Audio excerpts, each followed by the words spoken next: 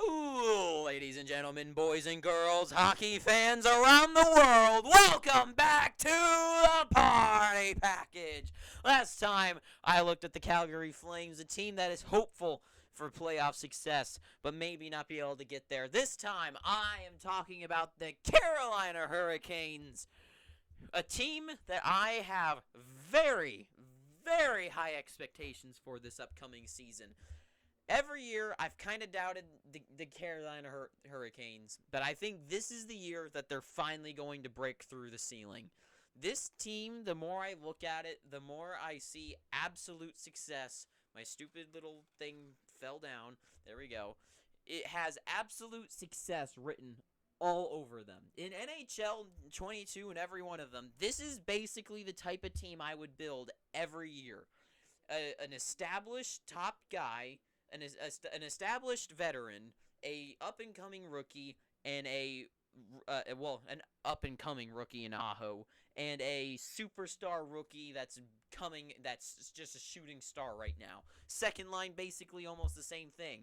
Third line, you kind of get your, this is when you get into your grindy stuff and you got your special players that can shine in certain occasions. They can have 5 games amazing and then do nothing after a little while. And then defensively built all the way through in goaltending, a good backup and starting goaltender. This team has got success written all over it. And I was scared of this offseason seeing Trocheck leave, D'Angelo leave, seeing D'Angelo leave, all these guys leave the team, and I was like, okay, well, there goes the Hurricanes. They're finally going to fall. But adding Pacioretty, which, by the way, Pacioretty was injured a lot last year. He was 37 points for 39 games. He was almost a point per game half of the season. For almost half of a season, he was almost point per game. That's insane. That is pretty good numbers. And now he's going to be playing with Aho and Jarvis, and maybe throw in Svechnikov or wherever he finds himself in the lineup. This team, all the way through each and every line, has a potential to be an absolutely killer line. On offense, amazing. This is a type of offense that any team would want to have. Just every line. Maybe this third line here, this is what Cap Friendly have. I mean, I took a little bit of liberties, but I'll get into it in a second. Every line except this third line, really, but you can shake it up and add another players, is deadly. Defense is strong, yet offensive.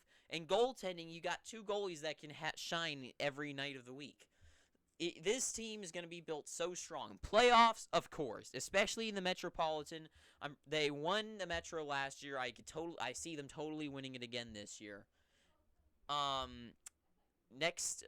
going to win. They're obviously going to make it to the playoffs. Do they win the Stanley Cup? I think if they can get over, they're definitely going to get past the first round, whoever they play against. If they play against the Bruins or the Ottawa Senators or the Red Wings, I totally see this team be able to fight through those guys. If this team fights, they get through this first round. Let's say the second round, they have to fight against the Rangers again. They fight the Rangers. They have to play I kind of forget right now. But the Rangers or something, this team, I know they lost to the Rangers this season, but I think the Rangers, this was just the Rangers season. I mean, all their guys were just hitting their stride. I think this year that no one's going to stop the Hurricanes in the second round.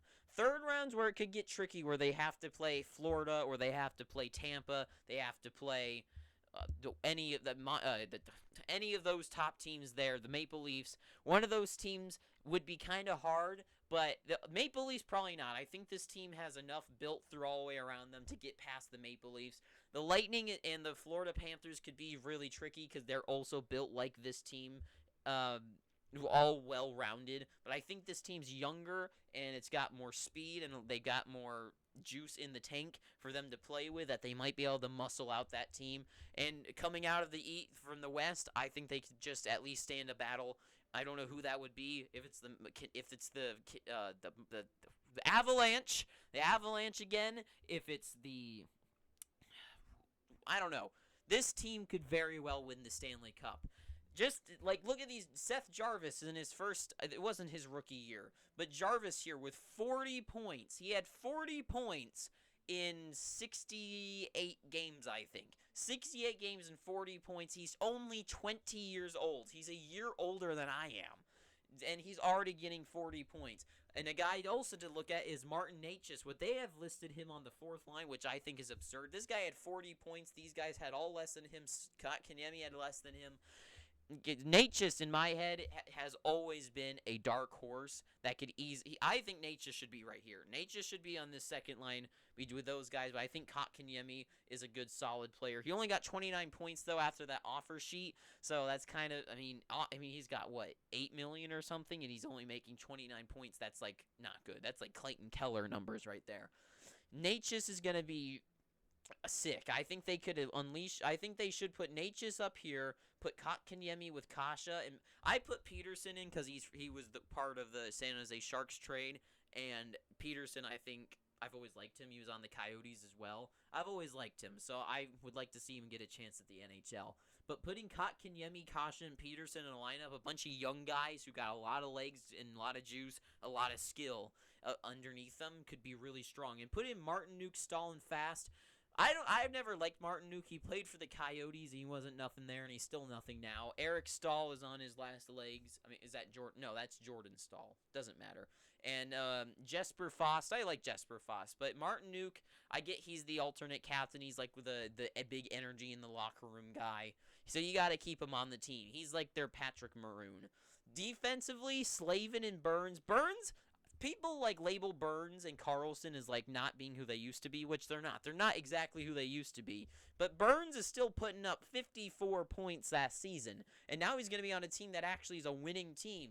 I totally see him at least getting 50 points again this season, and I wouldn't be surprised if he gets more. Jacob Slavin now, he had 42 points last year.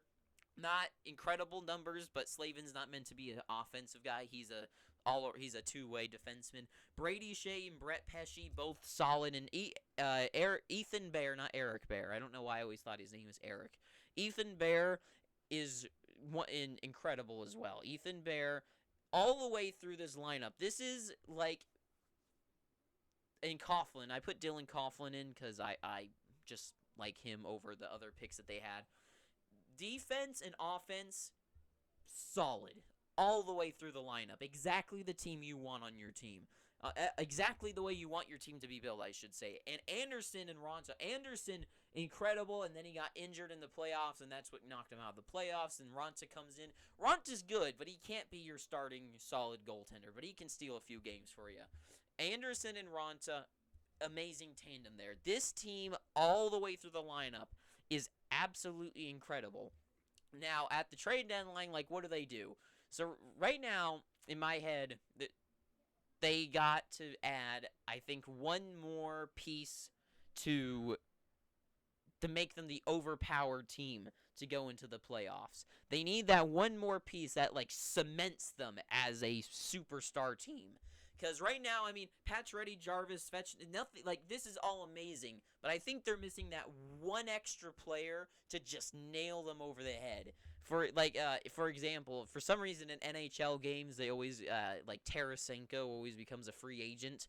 If they can get, like, a Tarasenko type player, like a superstar who needs a change of, space, and then he's going to probably sign a free agency somewhere else to give him a chance at a cup, that would be absolutely perfect for this team. This team needs that one extra superstar player to fit in the top six that'll bleed someone down to the third line and then lead down to the fourth line to add that superstar over-the-top kill, that overpower team right there, where they clear out they get rid of Martinook on the thing. Let's say they add in like someone like a Tarasenko. They add in Tarasenko, and look at this, like the Pacioretty, Aho, Tarasenko, Jarvis, Kotkaniemi, Svechnikov, Teravainen, Stahl, and Necas, Fast, Kasha, and whoever. You know what I'm saying? It makes them that overpowered team that makes every line even that much better as it's spread more throughout the lineup. That's the only thing I think this team needs, is at the trade deadline, go all in for like that one big offensive star that's looking to be traded. I know the names like Patrick Kane getting traded around. He's got paid way too much to get traded here. But if they could pick up like a Tarasenko, if they could pick up, so I don't know what type of player is going to be open at the trade deadline, but every year there's at least one big player name that's out there, and they need to pick him up to just put. I mean, they could also generate that through their own lineup, because I'm saying my best player for the season for them is going to be Aho. I mean, he's always been leading the team in points, but my dark horse picks are Natchez and Jarvis. Jarvis kind of got the spotlight last year, but Natchez got just as many points as Jarvis. If Natchez could be put up there, they could already make this team. Put Natchez here, Svechnikov, Natchez, Teravainen, and then you have Kotkaniemi, Kasha, and then you add in that extra player, just to add in that superstar effect to put them way over the top and cement them as legitimate contenders that no team's going to be able to sleep against. So that is the Carolina Hurricanes, I think, are Stanley Cup contenders this year. 100% through and through Stanley Cup contenders, at least getting to the conference finals. And I would dare say that if they, being the East being a way stronger division side on the conferences, if long as they get to the Stanley Cup final, they're going to win the Stanley Cup. I don't see a team having a strong enough chance against them, other than like a St. Louis Blues, but I feel like they might have a lot of trouble this year. So the Hurricanes are going to be incredible this year, and that's really all I have to say. To sum it up, Aho's going to be the best. Look out for Jarvis and Natchez. They got to add one more superstar forward just to get them right over that line. That overpower, that superstar ability, that power up, the power up that they need in like a Mario Brothers game. They need that one extra spot to just emphasize them offensively.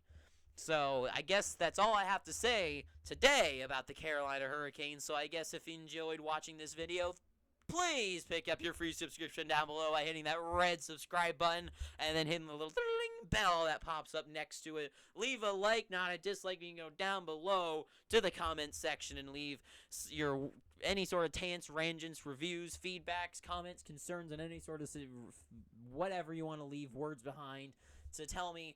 What do you think? Do you think the Carolina Hurricanes make it to the playoffs, and how far do they make it into the playoffs? And do you think that what do they need to emphasize them and put them as the legitimate Stanley Cup champions of next year? And I guess that's all I have to say. So I guess until next time, I have been your host, The Party / Owen. Ta-ta for now.